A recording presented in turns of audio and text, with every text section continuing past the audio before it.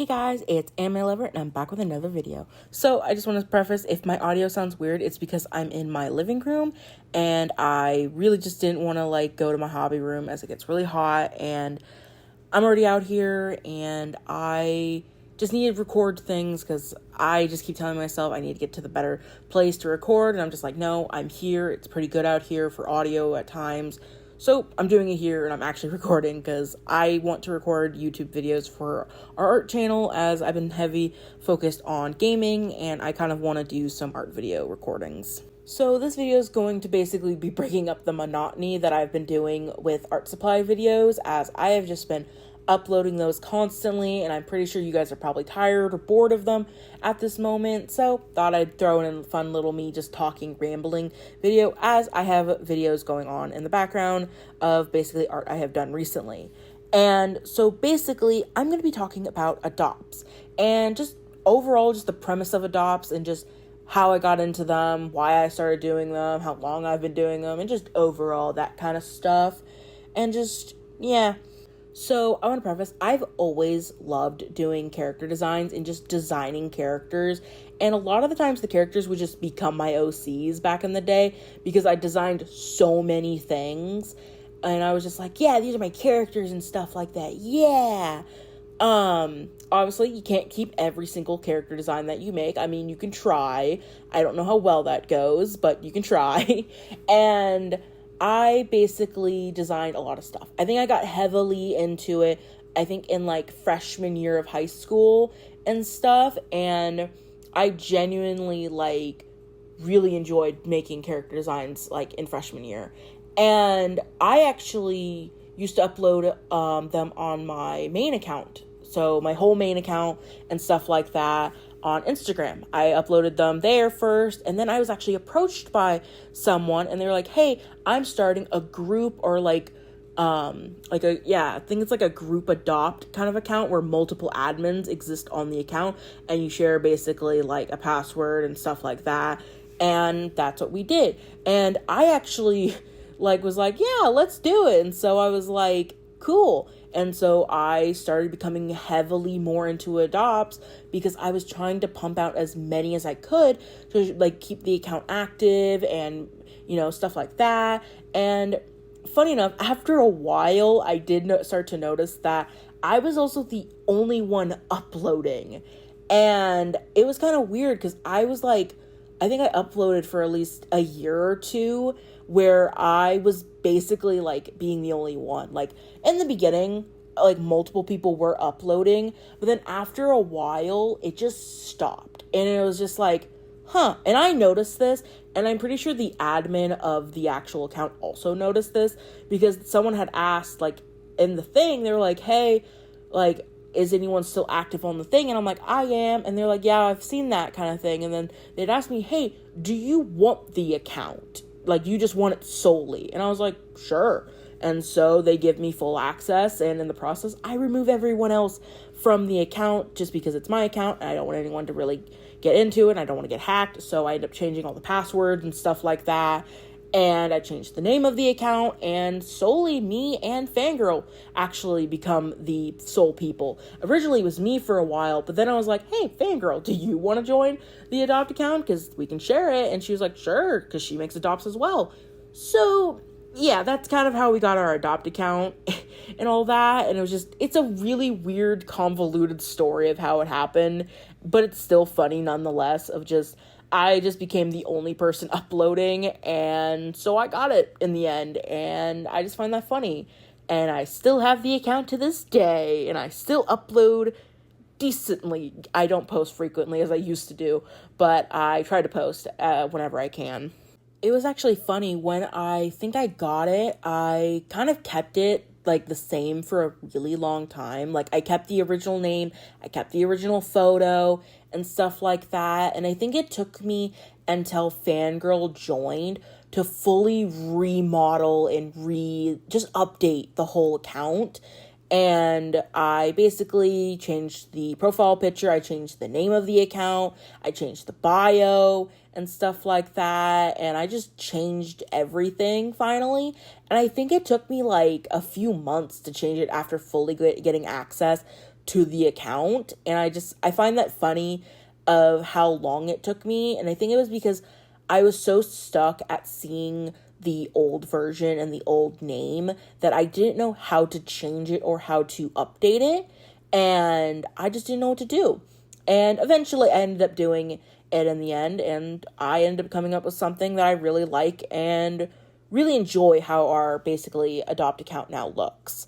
So now that I kind of explained the whole how I got into adopts and stuff, let me now explain the process of how I do adopts. So I end up doing a ton of adopts in like one go, as when I'm making adopts, I'm like in the zone, I'm like in the flow, I'm going, man, I'm making so many adopts, designing so many things, and I don't want to just do one. I want to do multiple, and I want to get them done, and I just want to have them ready for when I need to add color or outline them.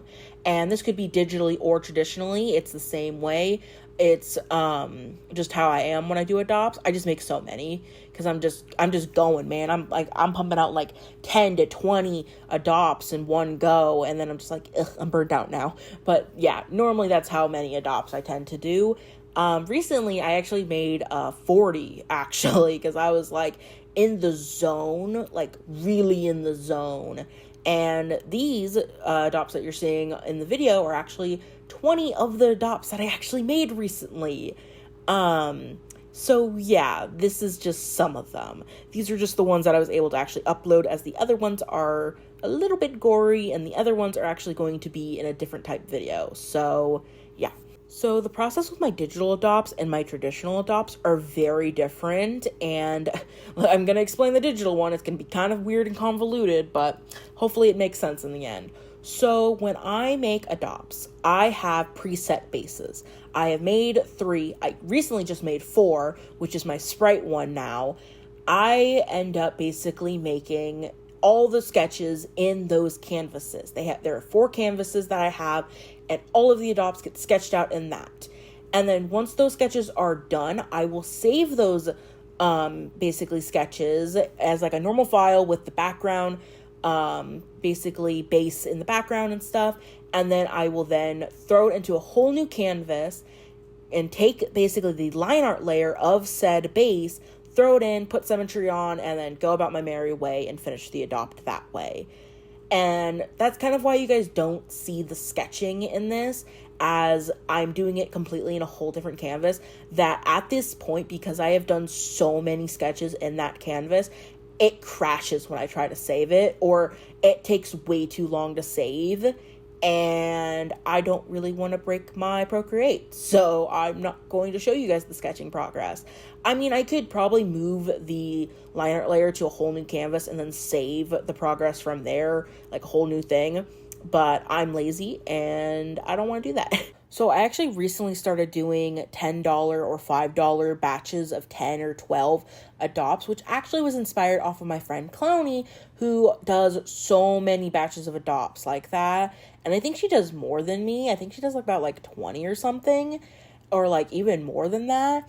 But I basically started doing that as well. But instead of basically doing as many as she does, I only do up to like 10 or 12, but that's because my designs will get like muddied when I do it, because I'm saving the file with a clear background, and then I am then throwing the adopt into the canvas that I have with all like the setup and stuff, and then I'm shrinking it, and I don't want the characters to get like unrecognizable if I like shrink them too much and stuff, because sometimes it already kind of does that. So yeah. With my traditional adopts, it's actually completely different. I am going no base with those. I am just grabbing a piece of paper and I'm just sketching out a pose for basically how I want the character to like be. And then I just look around myself and I see something around me, and then I get full inspiration off of that, and then I just draw the character. That's normally how it goes with my traditional ones, and I will basically sketch them all out, outline them, and then I will add color. Probably most times it's not in the same go with adding the color, but it is the sketching and line art part. And then normally the next day I will then add color and stuff like that, and any excess stuff I need to add or want to add. So you can definitely see the process is very different. I know the pricing is different. A lot of the times my digital ones are actually money based. I have tried to do them for raffles or for like art trade or adopt like OC trade.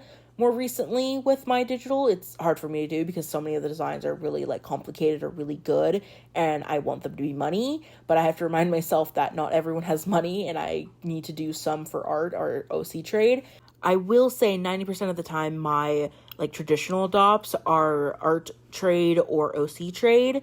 It honestly just depends on the adopt, but most times they are. So yeah.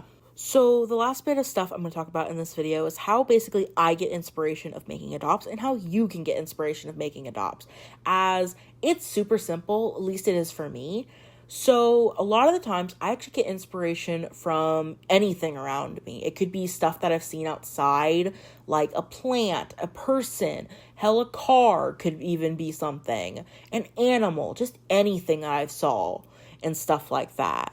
Hell, even stuff around my house gives me inspiration, mostly when I'm doing traditional type adopts, as I am looking around myself and I'm going, what do I want to design? And maybe I see a crocheted like a coaster next to me and I think, wow, that'd be such a cool gummy kind of like neon gummy kind of character, and I do something like that. And you can do something similar. Just look around yourself, see what you can make, and bam, do it. And that's kind of how I do a lot of stuff. And another thing is, and this is the biggest thing that I do, is I get inspiration from so many talented and amazing artists all the time. And a lot of times they definitely influence of what I'm going to design and what character I'm going to make, as I see multiple characters that look very like cool and I'm like, I want to do something similar to that, not the exact thing, but I want to do something similar. And I will take aspects of what I liked about the character and then try to do it in my own way that is different, but also kind of being an homage to the original design that I saw, but not be the same thing, because I'm taking inspiration. I am not copying from the thing. I'm taking inspiration, which are two different things. Another thing that I even do, hell, sometimes, is even take inspiration off of food. That one is a little bit less, but not as much. But I have done it a few times. It depends on the food, honestly, but most times it's not as likely. But you could definitely do that. I know a lot of other artists take inspiration off of mood boards or color palettes and stuff like that. But I mostly get inspiration from stuff around me and what I see. And my brain just goes, man, that would be a cool design if you made it a fairy, or you made it an orc, or you made it this.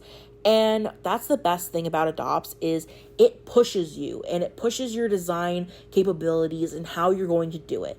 And a lot of the times, at least I tell myself, is don't worry about the shapes or worry about how you want the figure of the character to look, because honestly, in the end, I don't think that matters as much coming from someone who's done adopts for so long.